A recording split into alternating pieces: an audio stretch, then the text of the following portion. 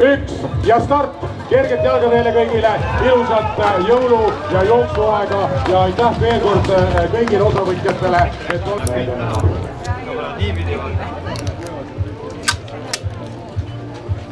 Võistkond number 2 teatevahetust üle andnud märkimisväärne number 42, nii nagu maratoni distantsi pikkus Albert Veitsa.